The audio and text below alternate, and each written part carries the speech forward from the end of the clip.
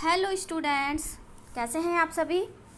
उम्मीद है सभी अच्छे से होंगे और लॉकडाउन का पालन भी कर रहे होंगे।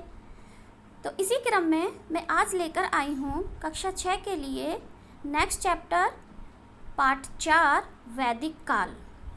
तो वैदिक काल जो हमारा काल है वो सिंधु घाटी सभ्यता के बाद का काल है और जो इसका समय है वो है 1500 ईसा पूर्व से लेकर 600 ईसा पूर्व तक। जब सिंधु घाटी के नगर नष्ट हो गए तो उन नगरों के घर ढहकर मिट्टी के नीचे दब गए और उन स्थानों पर नए लोगों ने रहना शुरू कर दिया। किंतु जहाँ सिंधु घाटी के जो सभ्यता थी वो एक नगरीय सभ्यता थी, किंतु वैदिक काल जो था वो एक ग्रामीण सभ्यता थी। यानी कि सिंधु घाटी सभ्यता के बाद जो नए लोग आए वो गाँव में रहते थे, वो किसानी करते थे, खेती करते थे, मिट्टी के बर्तन बनाते थे, तांबे और कांसे की वस्तुएं बनाते थे। इनके आसपास जो लोग आकर बसे वो अपने आप को आर्य कहते थे। आर्य का अर्थ होता है श्रेष्ठ या उत्तम। तो जो आर्य हैं वो ऐसा माना जाता है कि काला सागर और कैस्पियन सागर के पास के मैदानों में रहते थे और फिर धीरे धीरे उन्होंने दूसरी जगहों पर जाकर भी रहना स्टार्ट कर दिया। दूसरी जगह जाने का कारण क्या था कि जो आर्य लोग थे वो पशुओं से बहुत प्यार करते थे और उनके पास ढेर सारे पशु होते थे, जिनमें जो प्रमुख होते थे वो गाय, बैल, घोड़ा, भेड़, बकरी ये थे। अब क्योंकि उनके पास हज़ारों की संख्या में पालतू पशु होते थे तो वो चारे पानी की खोज में एक जगह से दूसरी जगह जाते रहते थे। जब एक जगह से चारा और पानी ख़त्म हो जाता था या कम हो जाता था तो वो दूसरी जगह चले जाते थे और वहाँ पर जाकर बस जाते थे। इसी क्रम में धीरे धीरे आकर ये भारत में आके बसे। तो इनके साथ एक और जानवर आया जो था घोड़ा। सिंधु घाटी सभ्यता में हमें घोड़े के बारे में पता नहीं चलता, उन लोगों को दो चीज़ों का ज्ञान नहीं था, घोड़ा और लोहा। जबकि जो हम वैदिक सभ्यता पढ़ेंगे इसमें इन लोगों को दोनों ही चीज़ों का ज्ञान था। तो एक बड़ा तेज़ दौड़ने वाला जानवर था जिसे घोड़ा कहा जाता था। और ये अन्य पशुओं से संबंधित अन्य व्यवसाय भी करते थे, जैसे ऊन करते थे, ऊन का कातना और बुनना करते थे। घोड़े से रथ में जोतते थे घोड़े को और इसके अलावा लकड़ी की वस्तुएं बनाते थे। और लगभग 1200 ईसा पूर्व से लेके 1000 ईसा पूर्व तक ये सिंधु, सतलज, व्यास और सरस्वती नदियों के किनारे आ बसे। और ये सारी नदियाँ कहाँ पर हैं? ये भारत पाकिस्तान वाले एरिया में बहती हैं। तो जब ये यहाँ पर आए तो इनका आगमन और फैलाव कैसे हुआ? ये यहाँ पर फैल गए आके। ये जो हमारा मैप है ये बता रहा है कि किन किन क्षेत्रों में आकर ये रहे। इसमें एक था सप्त सैंधव प्रदेश। सप्त सैंधव प्रदेश कहते हैं जहाँ पर 7 नदियाँ बहती हैं, जैसे सिंधु, रावी, व्यास, झेलम, चिनाब, सतलज और सरस्वती। ये जो नदियाँ हैं 7, इस क्षेत्र को सप्त सैंधव प्रदेश कहा जाता है। दूसरा था ब्रह्मवर्त। ब्रह्मवर्त है दिल्ली के आसपास का क्षेत्र। तीसरा था ब्रह्मऋषि। ब्रह्मऋषि है गंगा यमुना का दोआब। आर्यव्रत हिमालय से लेके विंध्याचल पर्वत तक का क्षेत्र। और फिर होता था 5वां दक्षिणापथ, जिसमें विंध्याचल पर्वत से लेके दक्षिण की तरफ का क्षेत्र था। जो विंध्याचल पर्वत है वो हमारे बीच में आता है, मतलब हमारे इंडिया के मैप में अगर हम देखें तो बीच में आता है, जिसके ऊपर का हिस्सा कहलाता था आर्यव्रत और नीचे का हिस्सा कहलाता था दक्षिणापथ। तो इस तरीके से इन क्षेत्रों में आके आर्य यहाँ पर आकर रहे। अब आर्यों की भाषा, आर्यों की जो भाषा थी वो इंडो यूरोपियन कही जाती है। लेकिन सारे आर्य एक ही नस्ल के नहीं थे, वो अलग अलग थे। ये अपने बदले हुए रूपों में यूरोप, ईरान और भारत में रहते थे और इन्हीं देशों के अकॉर्डिंग इनकी जो भाषा थी वो भी बदल जाती थी।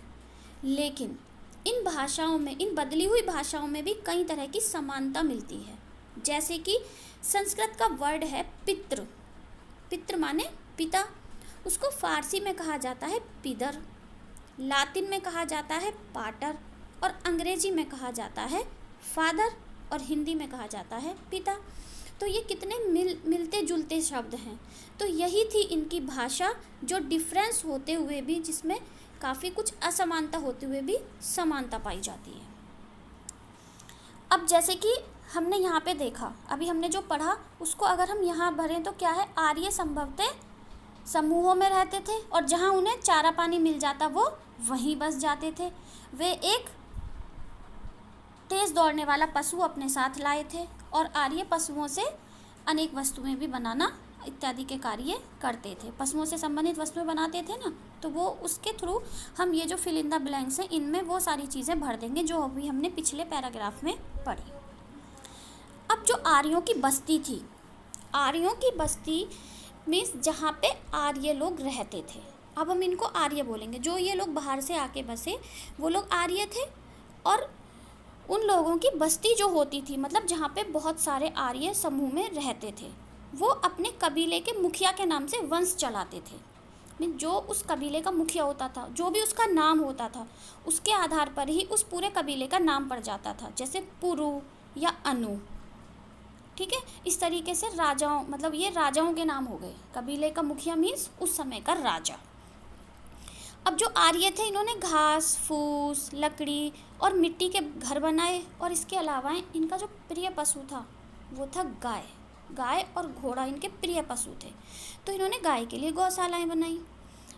अब ये जो आर्य लोग थे ये किसानों को पणी कहते थे, यानी कि आर्य लोग तो बाहर से आकर बसे, किंतु जो लोग, कुछ लोग ऐसे थे ना, जो हमने स्टार्टिंग में ही पढ़ा कि वो लोग गांव में रहते थे और खेती करते थे, तो वो किसान थे। तो ये जो आर्य थे ये किसानों को पड़ी के नाम से पुकारते थे, और इन आर्य लोगों और इन पड़ियों के बीच अक्सर लड़ाई हुआ करती थी, और आर्य उनको दस्यु कहा करते थे। क्यों कहते थे उनको दस्यु? क्योंकि इन दोनों के बनावट, काम धंधे, बोलचाल, रहन सहन एक दूसरे से भिन्न थे। आर्यों के जानवरों की संख्या कम हो जाती थी जब, तो वो उनका सीधा आरोप होता था पड़ियों पर कि उन्होंने इनको चुरा लिया। इवन जो उनमें युद्ध होते थे, आपसी संघर्ष होते थे, वो भी पशुओं के कारण ही होते थे। अगर किसी, जैसे गाय चोरी कर ली, उनके घोड़े चुरा लिए, तो ये जो युद्ध दोनों के बीच आपस में संघर्ष होता था, और कई बार वो युद्ध में भी, मतलब बहुत बड़े स्तर पे होता था, तो वो युद्ध बन जाता था, और उसका मेन कारण क्या होता था? जानवरों को चुराना। फिर धीरे धीरे जब वो लोग साथ साथ ही रहते थे, तो धीरे धीरे आर्य और पणियों के बीच आपस में वस्तुओं का लेन देन शुरू हो गया, क्योंकि पणी लोग गेहूँ उगाते थे और आर्य लोग पशुपालक थे, तो वो गेहूँ के बदले उनसे दूध और घी ले लेते थे।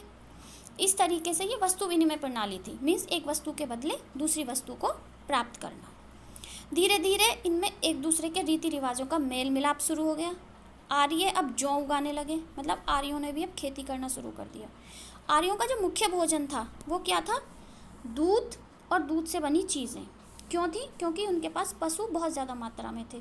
अब इन्होंने जौ उगाना शुरू कर दिया, तो जौ की रोटी खाने लगे। इसके अलावा दूध से मक्खन बनता है, छाछ बनता है, ये उसको भी खाते थे। फल और सब्जी ये उगाना सीख गए, और ये शहद जंगल से इकट्ठा करते थे और उसको खाने लगे। अब आर्यों के जो जन थे, नेक्स्ट है हमारा आर्यों के जन। तो जब कई सारे परिवार मिलते हैं तो वो गोत्र का निर्माण करते हैं। वो क्या कहलाते हैं? गोत्र। जैसे आपने भी देखा होगा कि एक ही परिवार के बहुत सारे लोगों का एक गोत्र होता है, वो सब आपस में बहन भाई होते हैं। ऐसे ही जब कई सारे गोत्र मिलते थे तो वो विश कहलाते थे। भाई पहले परिवार हुआ, फिर कई सारे परिवारों का मिलकर गोत्र बना, कई सारे गोत्र ने मिला के विश बनाया, और जो विश होते थे कई सारे विश मिलकर जन बनाते थे, और फिर उस जन का जो नाम होता था वो उसका के मुखिया के नाम पे रखा जाता था। जैसे अभी हमने पुरुजन या अनुजन के बारे में पढ़ा। तो इस तरीके से ये सारी जानकारी हमें कहाँ से मिलती है? वैदिक साहित्य से। अब ऐसा भी तो होता है कि जब बहुत सारे लोग मिलजुल के एक जगह रहते हैं तो उनमें कुछ समस्याएं भी हो जाती हैं, उनमें आपस में झगड़े भी हो जाते हैं, तो उनको सुलझाने के लिए इन लोगों के यहाँ पर एक सभा होती थी। उस सभा में 70 या 80 लोग बैठते थे, जिसमें से 5-6 लोग विशेष आसन पर बैठते थे। जो ये विशेष आसन पर बैठने वाले लोग थे इनको कहते थे राजन्य। राजन है ना, राजन या राजन्य। ये कौन लोग होते थे? ये अपनी उम्र, अनुभव, शक्ति या योगदान के कारण प्रमुख थे। मतलब कि क्या मतलब हुआ इसका? कि या तो वो उम्र में बड़े होते थे, इस वजह से उनका अनुभव भी ज़्यादा होता था, या फिर वो पावरफुल लोग थे, या फिर उनके पास अधिक संख्या में गाय, घोड़े और रथ होते थे, जिसके कारण उनको ज़्यादा महत्व दिया जाता था। फिर उस सभा में समस्या रखी जाती थी और ये सारे लोग मिलकर उस समस्या को सुलझाते थे।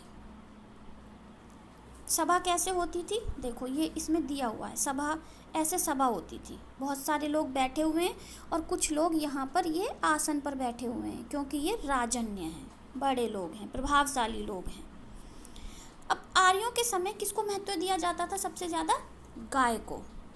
तो जो जन के लोग होते थे वो हमला करके एक दूसरे की गायों को भगा ले जाते थे और यही था इनके बीच युद्ध का प्रमुख कारण। अभी जैसे कि मैंने पीछे बताया कि सबसे ज़्यादा जो इनके प्रमुख पशु थे वो गाय और घोड़ा ही थे। गाय को उस समय क्या कहा जाता था? गाय को उस समय कहा जाता था अधन्या। अधन्या का मतलब होता है जिसको मारा नहीं जा सकता, जिसका वध नहीं किया जा सकता, उसको अधन्या कहा जाता था। अब जो ये पशुपालक आर्य थे इनके पास कोई सेना तो होती नहीं थी, तो ये लोग क्या करते थे? जो सारे लोग ये मिलजुल कर रहते थे, जन बना कर रहते थे, ये सारे लोग ही मिलकर लड़ाई लड़ते थे और जो युद्ध की अगुवाई करता था वही जन का राजा चुना जाता था। जन को युद्ध में विजय दिलाना, जीतना, ये राजा का काम था। और क्या काम था राजा का? कबीले में रहने वालों की और उनकी संपत्ति की सुरक्षा करना। किंतु एक जो बहुत महत्वपूर्ण चीज़ थी वो थी उसका पद वंशानुगत नहीं था। वंशानुगत का मतलब है जब कोई चीज़ हमें अपने पिता से प्राप्त होती है, जैसे आपके गांव का प्रधान है तो वो वंशानुगत तो नहीं होता। जो आज प्रधान है क्या नेक्स्ट प्रधान उसका बेटा बनेगा? नहीं ना। तो मीन्स प्रधान का पद वंशानुगत नहीं है बल्कि वो चुना जाता है। इसी तरीके से उस समय भी जो कबीले में रहने वाले लोग थे उनका जो राजा होता था उसका पद वंशानुगत नहीं होता था। अब हम बात करते हैं यज्ञ और वेद के बारे में। आर्य लोग क्या करते थे? आर्य लोग देवताओं को प्रसन्न करने के लिए यज्ञ करते थे और ये यज्ञ का काम कौन करते थे? पुरोहित। यज्ञ जो होते थे वो सामूहिक होते थे जिसमें पुरुषों के साथ साथ महिलाओं की भी सहभागिता होती थी। देखो उस समय महिलाओं को कितना ज़्यादा महत्व दिया जाता था, बिना महिलाओं के यज्ञ नहीं हो सकता था।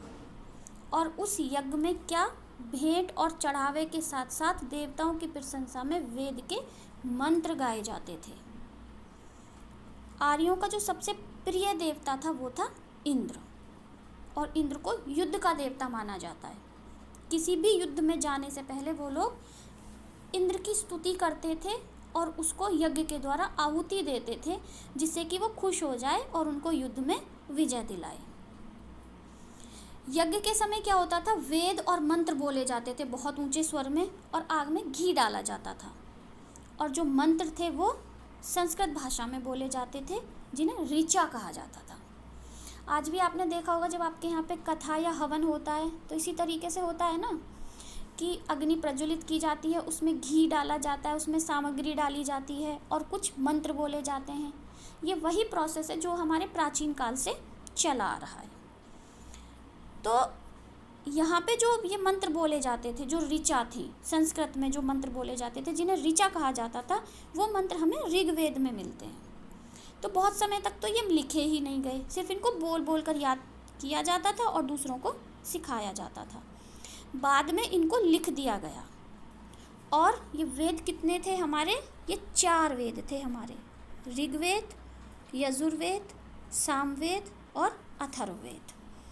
तो इनमें से जो सबसे प्राचीन वेद है वो है ऋग्वेद और जो सबसे आधुनिक है, जो सबसे बाद में लिखा गया वो था अथर्ववेद। तो इस तरीके से हमारे ये 4 वेद लिखे गए। इन वेदों में हमें क्या क्या जानकारी मिलती है? इन वेदों में हमें यज्ञों और मंत्रों का उल्लेख मिलता है। इसमें ईश्वर से प्रार्थना की जाती थी कि अच्छी वर्षा हो, अच्छी धूप खिले जिससे फसल अच्छी हो। इसी तरीके से आपने गायत्री मंत्र सुना होगा, सुना है ना? ओम भूर्भुवः स्वः तत्सवितुर्वरेण्यं भर्गो देवस्य धीमहि धियो यो नः प्रचोदयात्। क्या है ये? है गायत्री मंत्र। और ये कहाँ मिलता है हमें? गायत्री मंत्र का जो उल्लेख है वो ऋग्वेद में है और ये आज भी हिंदू यज्ञों में इसका उच्चारण किया जाता है। बड़ा ही पवित्र माना जाता है जिसका हिंदी में अर्थ है, हे विश्व निर्माता, तुम्हारे पाप नाशक ज्योति पुंज से हमारा उद्धार हो, तुम्हारे आलोक स्पर्श से हमारी बुद्धि सही दिशा में संचालित होती रहे। इसका हिंदी में अर्थ है किसका? गायत्री मंत्र का। और ये हमें कहाँ मिलता है? ऋग्वेद में। तो हमें क्या क्या बातें पता चली? हमारे वेद हैं 4। कौन कौन से? ऋग्वेद, सामवेद, यजुर्वेद और अथर्ववेद। गायत्री मंत्र कहाँ मिलता है? ऋग्वेद में। आर्यों का सबसे प्रिय देवता कौन था? इंद्र। और इंद्र को युद्ध का देवता माना जाता है। ये सारी चीज़ें याद भी करनी है। अब हम चलते हैं कि राजा का चुनाव कैसे होता था। ये तो हमने देख लिया कि राजा का पद वंशानुगत नहीं होता था। अब वंशानुगत नहीं होता था, इसका मतलब है कि वो चुना जाता था, उसका चुनाव होता था। तो राजा का चुनाव कैसे होता है? अभी हमने पढ़ा, वहाँ पे एक सभा होती थी, जन की एक सभा होती थी। तो बहुत सारे लोग मिलके सभा में बैठते थे और अपना राजा चुनते थे। जब वो राजा चुन लिया जाता था तो सभी लोग उसको बधाई देते थे और उस राजा के लिए अपने घर से कुछ भेंट या चढ़ावा लाते थे। जैसे कोई घी लाया, कोई 2 गाय लेके आया, कोई सोने के जेवर लेके आया। इस तरीके से राजा के पास ढेर सारी भेंट जमा हो जाती थी। तो ये जो भेंट थी, ये राजा उनसे मांगता नहीं था, बल्कि ये वो लोग अपने आप देते थे। ये लोग स्वयं देते थे और इसको कहा जाता था बलि, यानी स्वेच्छा से दिया गया जो भेंट या उपहार होता था उसको बलि कहा जाता था। अब राजा क्या करता था? जब राजा के पास ढेर सारी चीज़ें इकट्ठी हो गई तो वो कबीले के सभी लोगों में उनकी ज़रूरत के अनुसार उसे बांट देता था। तो इससे क्या है, जैसे किसी के पास घी है, उसने घी दे दिया, किसी के पास गाय ज़्यादा है, उसने गाय दे दी, किसी के पास कुछ और चीज़ ज़्यादा है, उसने वो दे दी। अब वो राजा के पास इकट्ठी हो गई। अब जैसे किसी के पास गाय नहीं है तो राजा ने अपनी गायों में से एक गाय उसको दे दी, किसी के पास घी की कमी है तो राजा ने घी उसे दे दिया। तो इस तरीके से जो कबीले के लोग थे वे आपस में जुड़े रहते थे इस मदद के द्वारा। और ये राजा क्योंकि इसको मांगता नहीं था, ये अपनी इच्छा से दी जाती थी। ये स्वेच्छा से दिया जाने वाला कर, जो आप बड़ी क्लास में पढ़ोगे कि राजा को स्वेच्छा से दिया जाने वाला कर क्या कहलाता था, तो ये वही है, बलि। स्वेच्छा से दिया जाने वाला कर बलि कहलाता था। अब क्या होता है, जैसे मान लो कोई युद्ध हुआ तो उस युद्ध के बाद भी सभा बैठती थी, युद्ध के बाद भी एक सभा होती थी और जो राजा जीत के लाता था, भाई जब युद्ध होता है तो कोई एक पक्ष जीतता है, कोई एक पक्ष हार जाता है। तो जो जीतने वाला होता था उसको जीत में गाय, घोड़े, रथ, हथियार, सोना, दास दासी, बहुत सारी चीज़ें मिलती थी। हारने वाले की बहुत सारी चीज़ें वो ले आते थे। तो क्या होता था, इसको भी जन के लोगों के बीच बांट दिया जाता था। लेकिन इसमें क्या होता था, जो सबसे बड़ा हिस्सा होता था वो तो राजा को मिलता था। फिर जो राजन्य होते थे, जो प्रभावशाली लोग होते थे ना, 5 या 6 जो सभा में ऊंचे आसन पर बैठते थे, उनको मिलता था। और उसके बाद ब्राह्मणों को मिलता था। फिर उसके बाद जो जानवर होते थे, गाय, भेड़, बकरी या फिर अनाज जो होता था, वो साधारण लोगों को भी दे दिया जाता था। अब क्या है, राजाओं के पास जो राजन्य होते थे, जो प्रभावशाली लोग थे ना, राजन्य, उनके पास गाय, घोड़े, हथियार, सोना, दास दासी, उनकी संख्या ज़्यादा हो जाती थी और वो पहले से भी ज़्यादा ताकतवर बन जाते थे। अब बात करते हैं वर्ण व्यवस्था की। ये जो वर्ण व्यवस्था है, ये हमारे प्राचीन वैदिक समाज की एक बहुत ही अच्छी चीज़ थी। शुरू में हमारे 3 वर्ण होते थे। कौन कौन से? राजा, पुरोहित और अन्य जन। ठीक है।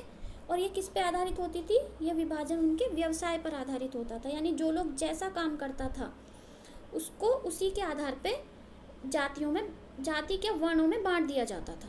जैसे जो यज्ञ करवाते थे वो ब्राह्मण कहलाते थे, जो युद्ध करते थे वो क्षत्रिय कहलाते थे, जो व्यापार करते थे वो वैश्य कहे जाते थे। सिर्फ ये 3 वर्ण थे। बाद में क्या हुआ? शूद्र नामक चौथा वर्ण भी आ गया। और ये शूद्र कौन होते थे? जो युद्ध में जो दास दासी मिलते थे ना राजा को, युद्ध में हारे हुए जो लोग होते थे, जिनको दास और दासी के रूप में जीतने वाला राजा अपने साथ लेकर आता था, वो कहलाते थे शूद्र। अब ये जो वर्ण व्यवस्था थी, जैसे कि हमने पढ़ा ये वर्ण व्यवस्था पहले व्यवसाय पर आधारित थी, किंतु फिर ये कठोर हो गई। अब ये रुचि के आधार पर ना होकर वंश के आधार पर हो गई, यानी कि जो पिता का कार्य है उसी के आधार पर यह व्यवस्था अब आगे चलने लगी। पहले ये होता था, ऋग्वेद में एक जगह उल्लेख है, एक व्यक्ति कहता है कि मैं कवि हूँ, मेरी माता अनाज पीसती है और मेरे पिता यज्ञ करवाते हैं। मीन्स कि उसके पिता ब्राह्मण हैं, उसकी माता कोई और काम करती है, लेकिन वो कवि है। मीन्स वो लोग अलग अलग काम कर सकते थे। लेकिन अब क्या था, जब ये वर्ण व्यवस्था कठोर हो गई तो सभी लोग किस पर हो गए, अपने पिता के कार्य के आधार पर ही उनके वर्ण का निर्धारण होने लगा। अब क्या हुआ, ये वर्ण व्यवस्था हमारी यहाँ पर कंप्लीट हो गई। उसके बाद अब उन्होंने खेती को महत्व देना शुरू कर दिया, क्योंकि सिर्फ युद्ध से प्राप्त संपत्ति पर वो हमेशा निर्भर नहीं हो सकते थे, उसके लिए उन्हें हमेशा युद्ध ही लड़ने पड़ते। किंतु अब उन्होंने अपनी आवश्यकताओं के लिए खेती पर ध्यान देना शुरू कर दिया। अब वो गंगा यमुना के दोआब क्षेत्र में फैलने लगे। मीन्स गंगा और यमुना के बीच का जो क्षेत्र है, दोआब किसे कहते हैं, दोआब होता है दो नदियों के बीच का क्षेत्र। जैसे एक नदी ये बह रही है और एक नदी यहाँ से जा रही है, ठीक है, तो इन दोनों नदियों के जो ये बीच का क्षेत्र है इसको दोआब कहते हैं। और ये बहुत ही उपजाऊ होता था। कैसा होता था, बहुत ज़्यादा उपजाऊ। तो फिर उन्होंने क्या किया, उनको लोहे का ज्ञान था, तो उन्होंने जंगलों को काटकर कृषि के योग्य खेत बना लिए। पहले वो सिर्फ जौ उगाते थे, अब वो गेहूँ, धान, दाल और तिलहन भी उगाने लगे। अब उनके लिए खेती प्रमुख हो गई। अब वो क्या बन गए, अब वो खेती भी करने लगे, पशु भी पालते रहे। अब वो धीरे धीरे आत्मनिर्भर हो गए। इसके अलावा जो उन्होंने और काम करना शुरू किया वो था धातु कर्म, यानी धातु की नई नई चीज़ें बनाना, बढ़ईगिरी, लकड़ी का काम करना, हस्तशिल्प, हाथों से कुछ भी नई नई क्राफ्ट बनाना, चमड़े का काम करना, आभूषण बनाना, मिट्टी के बर्तन बनाना। ये सारी चीज़ें उन्होंने बनानी सीख ली और इनको इतनी ज़्यादा बनाने लगे वो कि फिर वो इनका व्यापार भी करने लगे। जैसे हमने पढ़ी वर्ण व्यवस्था, जिसमें हमने पढ़े प्रारंभ में 3 वर्ण थे, बाद में एक और वर्ण जुड़ गया तो हमारे 4 वर्ण हो गए। वैसे ही वैदिक सभ्यता की एक और देन है आश्रम व्यवस्था। ये भी बहुत इम्पोर्टेंट है। आश्रम व्यवस्था में क्या होता था, इस समय जो मनुष्य था उसका जीवन माना गया 100 वर्ष। इसको उन्होंने 4 भागों में बांट दिया। जो 25 वर्ष होते थे, यहाँ पर 8 वर्ष की अवस्था में बालक गुरु के आश्रम में जाता था शिक्षा प्राप्त करने। इसको कहा जाता था ब्रह्मचर्य आश्रम, यानी इस समय सिर्फ उनका एक ही काम था, शिक्षा प्राप्त करना, और वो भी गुरु के आश्रम में रहकर। इसके लिए भी अलग अलग निर्धारण था कि ब्राह्मण का जो बालक है वो 5 वर्ष की अवस्था में आश्रम में जाएगा, जो क्षत्रिय का बालक है वो 7 वर्ष में जाएगा, वैश्य का बालक वो 8 वर्ष में जाएगा।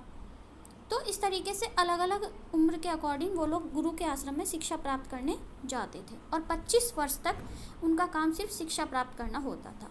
फिर जो उनका नेक्स्ट आश्रम होता था वो 25 से स्टार्ट होके 50 वर्ष तक चलता था, जिसको कहा जाता था गृहस्थ आश्रम।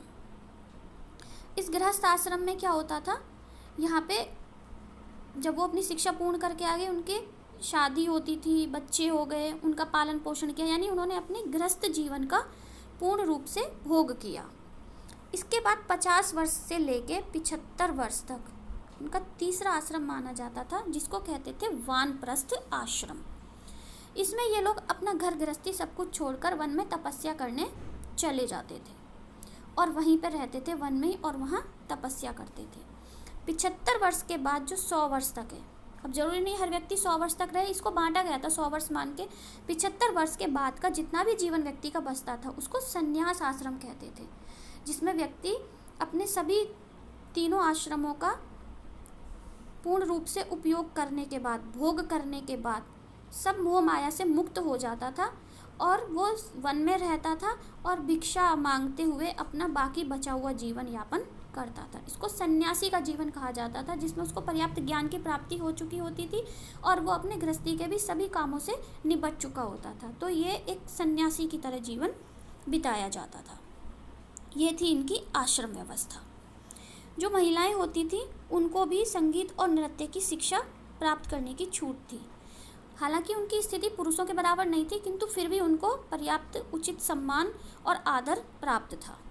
जैसे कि यज्ञ में बिना महिलाओं के यज्ञ नहीं हो सकता था। कोई भी धार्मिक कार्य होता था उसमें महिलाओं की उपस्थिति आवश्यक होती थी। महिलाओं को शिक्षा प्रदान करने के भी मौके दिए जाते थे। जैसे कि आपने देखा भी होगा, गार्गी का नाम आपने पढ़ा होगा। गार्गी है, अपाला है ना, घोषा हैं। ये कुछ ऐसी महिलाएं थीं जिन्होंने उच्च शिक्षा प्राप्त की थी। इनको वैदिक मंत्रों की भी जानकारी थी। गार्गी याज्ञवल्क्य संवाद, इससे पता चलता है कि वो शास्त्रों की शिक्षा प्राप्त करती थी और उन पर तर्क वितर्क भी करती थी। तो महिलाओं की भी स्थिति इस समय तक बहुत अच्छी थी। मीन्स उनको कोई ऐसी, ना तो इस समय बाल विवाह होता था और ना ही कोई पर्दा प्रथा थी। इस समय महिलाओं की स्थिति काफ़ी आदरपूर्ण थी। अब आगे हम देखते हैं महाकाव्य रचना। इसी समय में 2 महाकाव्यों की रचना की गई। कौन कौन से थे वो? रामायण और महाभारत। रामायण के रचयिता कौन थे? महर्षि वाल्मीकि। और महाभारत किसने रची थी? महर्षि वेदव्यास ने। रामायण में हम कौशल के जो राजा थे, कौशल के राजा दशरथ और उनके मर्यादा पुरुषोत्तम भगवान राम, जो उनके पुत्र थे। कौशल की राजधानी थी अयोध्या। तो इसमें हम भगवान पुरुषोत्तम राम के बारे में पढ़ते हैं। और आज भी आपने देखा होगा दशहरे के आसपास सभी गाँव में, शहरों में रामलीला का आयोजन होता है। ये उसी पर आधारित होता है। जो दूसरा महाकाव्य है वो है महाभारत। महाभारत विश्व का सबसे बड़ा महाकाव्य है। इसकी रचना किसने की थी? महर्षि वेदव्यास ने। इसमें हम कुरु वंश के कौरव और पांडु वंश के पांडवों की कथा मुख्य रूप से दी गई है। और इसमें बताया गया है कि चाहे अच्छाई को कितना ही प्रताड़ित किया जाए या उसको शुरू में दुख उठाने पड़े, किंतु अंत में जो जीत होती है वो अच्छाई की ही होती है। आगे इसमें ये दिया है लोह युग। लोह युग, जैसा कि अभी बताया मैंने आपको, इस समय लोहे का ज्ञान हो चुका था और लोहे के अस्त्र शस्त्र बनने लगे थे। वैदिक काल में लोहे के अस्त्र शस्त्र बनने लगे थे। इससे पहले जो लिपि थी वो चित्रात्मक थी, लेकिन अब ध्वनि के आधार पर अक्षरों का विकास होने लगा। अब यहाँ पर ही प्रॉपर जो हमारी वर्णमाला है वो अस्तित्व में आई। ध्वनि के आधार पर स्वर किसे कहते हैं, है ना? स्वर की परिभाषा सुनिए ना। ध्वनि का वह छोटा सा छोटा रूप जिसके टुकड़े ना किए जा सकें, वो क्या कहलाता है? अक्षर। अक्षर को मिलाकर शब्द बनने लगे और शब्द को मिलाकर वाक्य बनने लगे। तो इस तरीके से हमारा ये चैप्टर वैदिक सभ्यता समाप्त होता है। और इसमें अब हम देखते हैं इसकी शब्दावली। हालांकि मैंने तुम्हें बता दिया है, लेकिन फिर भी अधन्य जिसका वध ना किया जा सके, इसमें कौन आता था? गाय। दोआब है जो 2 नदियों के बीच का उपजाऊ क्षेत्र। वंशानुगति मैंने बता दिया, पिता के बाद पुत्र को मिलने वाला अधिकार जो होता है वो वंशानुगत होता है। अब देखो इसमें क्वेश्चन आपको जो करने हैं वो हैं आर्यों के बारे में आप क्या जानते हैं। बहुत कुछ जान गए अब तो, वो सब लिखना है। वैदिक सभ्यता को आर्य सभ्यता क्यों कहते हैं, ये आपको लिखना है। क्यों कहते हैं? क्योंकि इस समय जो आर्य थे वही प्रमुख थे। थोड़ा सा मैं हिंट दे रही हूँ, बाकी आपको आंसर लिखना है। तीसरा है खेती का विकास हो जाने के बाद आर्यों के जीवन में क्या परिवर्तन हुआ। भाई पहले वो सिर्फ पशु पालते थे और वो खेती के लिए पनी पर डिपेंड करते थे, लेकिन जब उनको खेती करनी आ गई तो उनके जीवन में क्या क्या परिवर्तन हुए, कौन कौन सी वो फसलें उगाने लगे, कौन से क्षेत्र में वो रहने लगे, कहाँ उन्होंने खेती का विकास किया, ये सब लिखना है। आर्यों की सामाजिक व्यवस्था कैसी थी? इनकी सामाजिक व्यवस्था में आ जाएगी वर्णाश्रम व्यवस्था।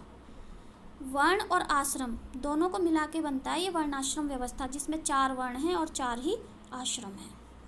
वैदिक कालीन शिक्षा व्यवस्था, शिक्षा कैसी थी? वही कि गुरु के आश्रम में जाके शिक्षा प्राप्त करना, और शिक्षा मौखिक रूप से होती थी और महिलाओं को भी पुरुषों के साथ साथ शिक्षा प्राप्त करने का अवसर दिया जाता था।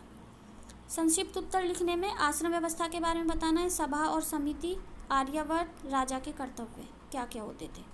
रिक्त स्थानों की पूर्ति करें। प्रसिद्ध गायत्री मंत्र कहाँ मिलता है? गायत्री मंत्र बताया था ऋग्वेद में। गायत्री मंत्र कहाँ मिलता है? ऋग्वेद में। सप्त स्वर सा रे गा मा का उल्लेख कहाँ मिलता है? ये मिलता है हमें सामवेद में, क्योंकि जो सामवेद है ना वो मुख्यतः गायन पर आधारित वेद है, संगीत पर आधारित वेद है। आर्यों की भाषा क्या थी? आर्यों की भाषा थी संस्कृत। महर्षि वेद व्यास ने रचना की है। महर्षि वेद व्यास ने किसकी रचना की है? महाभारत की। और रामायण की रचना किसने की है? महर्षि वाल्मीकि ने। अब इसमें सही और गलत देखो। ब्रह्मचर्य आश्रम में बालक शिक्षा ग्रहण करता था, बिल्कुल सही। लोहे की खोज उत्तर वैदिक काल में हुई, बिल्कुल सही। अथर्ववेद सबसे प्राचीन वेद है, बिल्कुल गलत। सबसे प्राचीन तो कौन सा है? ऋग्वेद। आर्यों की भाषा वैदिक संस्कृत थी, ये भी हमारा सही है। ठीक है, तो इस तरीके से आपका ये पूरा पाठ वैदिक सभ्यता ख़त्म हुआ और मैं उम्मीद करती हूँ कि आप सबको बहुत अच्छे से समझ में आ गया होगा।